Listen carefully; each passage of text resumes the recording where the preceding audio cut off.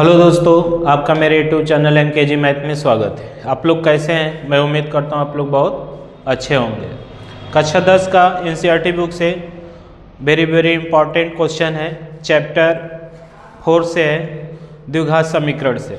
इसके पहले हम द्विघात समीकरण का एक्सरसाइज जो है 4.1 का सभी सवाल बता चुके हैं और 4.2 का चल रहा है, जिसका 5वां क्वेश्चन है। तो देखिए, आइए देखते हैं क्वेश्चन क्या है। ठीक, तो क्वेश्चन हम लोगों का है कि एक समकोण त्रिभुज की ऊंचाई इसके आधार से 7 सेमी कम है। यदि कर्ण 13 सेमी का हो तो अन्य दो भुजाएं ज्ञात कीजिए। ठीक, हम लोगों को अन्य दो भुजा निकालना है। तो देखिए, इसका जो दिया उसको सबसे पहले हम लोग लिख लेंगे। ठीक, तो हल करेंगे, हम लोग लिखेंगे हल करने पर। तो लिखेंगे समकोण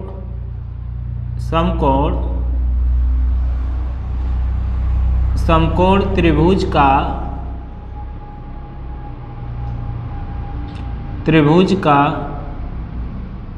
कर्ण जो है 13 सेमी है। हम लोगों का कर्ण क्या है? 13 सेमी है। फिर कह रहा है कि इसका जो ऊंचाई है इसके आधार से 7 सेमी कम है। तो देखिए, कर्ण है तो सबसे पहले हम लोग क्या करेंगे, एक त्रिभुज बनाएंगे। ठीक, छोटा सा समकोण त्रिभुज बनाएंगे। ठीक, ये हम लोगों का समकोण त्रिभुज बन गया। इसका नामकरण कर देते हैं बिंदु A, बिंदु B और बिंदु C। तो देखिए, 90 जो डिग्री बनता है उसके सामने वाली भुजा कर्ण होती है। तो ये हम लोगों का कर्ण दे दिया है 13 सेमी। ठीक, कर्ण 13 सेमी दे दिया। अब क्वेश्चन में कह रहा है कि इसकी जो ऊंचाई है आधार से 7 कम है। तो हम लोग मान लेंगे कि इसका ये जो आधार है x सेमी है। आधार इसका x सेमी, तो ऊंचाई क्या हो जाएगा इसका, x माइनस 7 सेमी। क्वेश्चन में यही कहा है। तो अब देखिए, मान लिया जाएगा कि माना आधार, समकोण त्रिभुज का आधार x सेमी तथा ऊंचाई जो है x माइनस 7 सेमी है। ठीक, अब देखिए, तीनों भुजाएं हमको पता हो गया। कर्ण इसका जो है 13 सेमी है, आधार जो है x सेमी है, ऊंचाई जो है x माइनस 7 सेमी है। तो समकोण त्रिभुज है, तो हम लोग देखिए लगाएंगे, लिखेंगे समकोण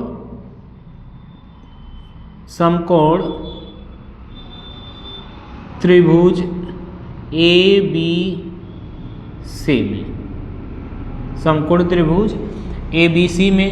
तो देखिए, ABC में हम लोग लिखेंगे पाइथागोरस प्रमेय से, पाइथागोरस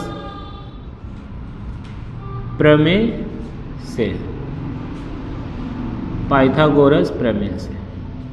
ठीक, पाइथागोरस प्रमेय यही होता है, कर्ण का स्क्वायर बराबर लंब का स्क्वायर प्लस आधार का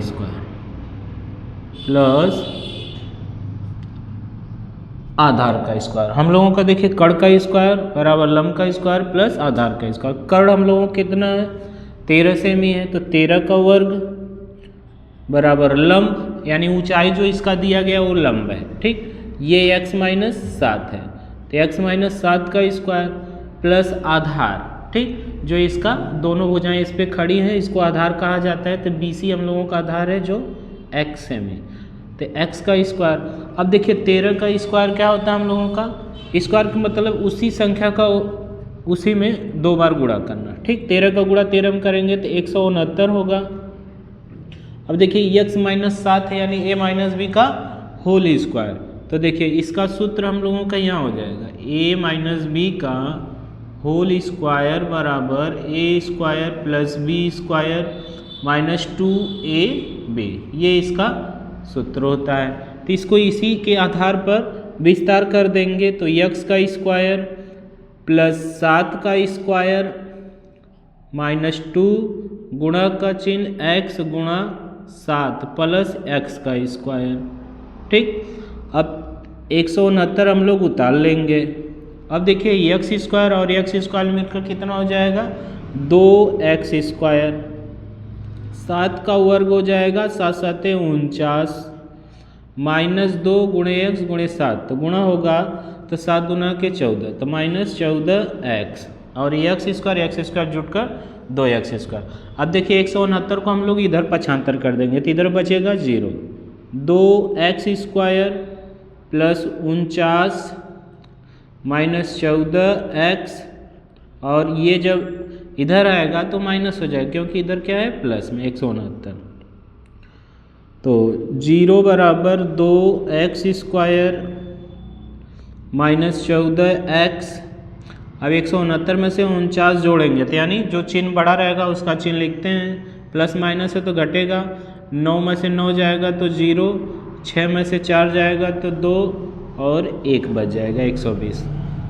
या हम लोग देखिए इसको ऐसे लिख सकते हैं 2x square minus 14x minus 120 बराबर 0।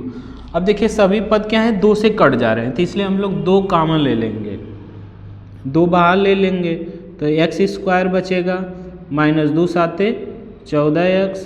अब इसको काटेंगे तो माइनस 2 छक्का 12 2 0 जा 0, ठीक। तो x square minus 7x plus minus 60 आ गया। अब इसको हम लोग देखिए क्या करेंगे, x square minus 7x minus 60 बराबर ये जो 2 गुणे में इधर आएगा 0 के बटा में हो जाएगा, ठीक। अब इसको हम लोग इधर सॉल्व करेंगे। अब देखिए जोड़ने घटाने पर हम लोगों का 7 आना चाहिए और गुणा करने पर 60, ठीक। तो x square minus x question. अब देखिए 60 का हम लोग गुणनखंड करते हैं तो 2 गुणा 2, ठीक, गुणा 3 गुणा 5, ये हम लोगों का आ रहा है, ठीक। इसका गुणनखंड यही होता है तो 2 दूना के 4, 4 3 12, इससे 4 का गुणा होगा तो 12 हो गया। तो अब देखिए हम लोग 12 में से अगर 5 को घटा देंगे तो 7 आ जाएगा। अब 12 और 5 का गुणा करेंगे तो 60 आ जाएगा, ठीक। यानी ये करेंगे हम लोग 12 माइनस 5 कोष्टक बंद माइनस 60 बराबर 0। इस 2 से जब हम 0 में भाग देंगे तो 0 आ जाएगा तो 0 लिखेंगे। अब एक्स स्क्वायर माइनस एक्स का गुणा अंदर होगा तो माइनस 12x माइनस एक्स का माइनस 5 में होगा तो माइनस माइनस प्लस 5x हो जाएगा और माइनस 60 उतर जाएगा बराबर 0। अब देखिए इस 4 पद हो गए तो 2 पद में से हम लोग क्या करेंगे कॉमन लेंगे तो एक्स स्क्वायर माइनस 12। तो यहाँ से देखिए अंक में तो कुछ नहीं मिल रहा है चर में तो हम लोग चर में ले लेंगे, एक्स मिल रहा है तो एक्स कॉमन ले लिए तो बचा क्या एक्स माइनस 12 बचेगा, प्लस जो इस कोष्टक में आया है वही यहाँ भी आना चाहिए। तो यहाँ तो देखिए चर में कॉमन नहीं मिल रहा, अचर में मिल रहा तो 5 ले लेंगे तो बचा क्या एक्स और प्लस कॉमन लेते हैं तो इस माइनस पर कोई प्रभाव नहीं पड़ता, उसी तरह रहेगा। 5 एक कम 5 5 दूना 10 यानी 12 पचे 60। देखिए दोनों कोष्टक का समान है यानी गुणनखंड हम लोगों का सही हो रहा है, ठीक। तो एक्स माइनस 12 उतार लेंगे कॉमन ले लेंगे तो बचेगा क्या x प्लस 5 बराबर 0। तो x माइनस 12 के बराबर 0 लिया जाएगा तो x बराबर 12 आ जाएगा प्लस में ये x का मान आ गया। फिर x प्लस 5 के बराबर 0 रखा जाएगा तो x बराबर माइनस 5। ये जो माइनस 5 आया इसको हम लोग छोड़ देते हैं क्योंकि माइनस वाला नहीं लिया जाता, आग्रह मान लिया जाएगा। तो देखिए क्वेश्चन में कहा है कि अन्य 2 भुजाएं ज्ञात कीजिए, यानी हमें आधार निकालना x सेमी और ऊंचाई जो इसका x माइनस सेमी। तो देखिए हम लोग लिखेंगे आधार बराबर x सेमी था तो x का मान 12 आ गया तो यानी 12 सेमी तथा